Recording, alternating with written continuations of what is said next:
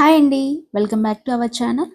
ఈరోజు మనం healthy breakfast, wait తగ్గాలనుకునే వాళ్ళకి, డయాబెటీస్ ఉన్న వాళ్ళకి, అలాగే డైలీ రొటీన్ బ్రేక్ఫాస్ట్ అదే రవ్వ ఇడ్లీ కాకుండా ఈరోజు జొన్న ఇడ్లీ చేసుకుందాము.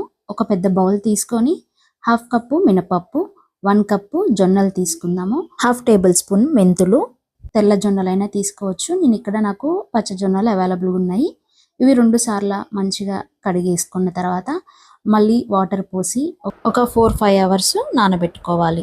జొన్నలు కాబట్టి కొద్దిగా ఒక 1 అవర్ ఎక్కువ నానబెట్టుకుంటే సరిపోతుంది. 5 అవర్స్ తర్వాత ఇది కొద్దిగా మిక్సీలో వేసుకొని కొద్దిగా బరకగా పట్టుకుంటాం. ఇక్కడ చూపిస్తున్నాను కదండి, ఈ విధంగా మరీ మెత్తగా కాకుండా కొద్దిగా బరకగా పట్టుకోవాలి.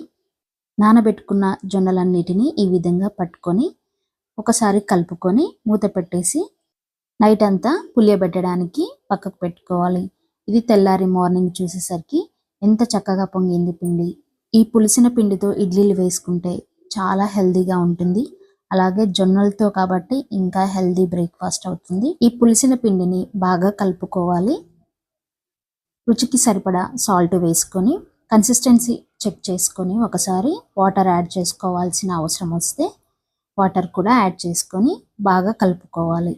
కలుపుకున్న తర్వాత ఇడ్లీ ప్లేట్లకి ఆయిల్ అప్లై చేసుకొని ఆ తర్వాత ముందుగా నేను ఒక గ్లాసు నీళ్ళు పోసి ఇడ్లీ గిన్నె నేను స్టవ్ మీద ముందుగానే పెట్టాను, వేడి చేసుకున్నాను. వాటర్ బాగా మరిగించుకున్న తర్వాత ఇడ్లీ ప్లేట్ల స్టాండ్ పెట్టేశాను. ఇడ్లీ గిన్నెకి మూత పెట్టేసి కవర్ చేసేసి ఒక 10-15 నిమిషాలు ఉడకపెట్టుకోవాలి.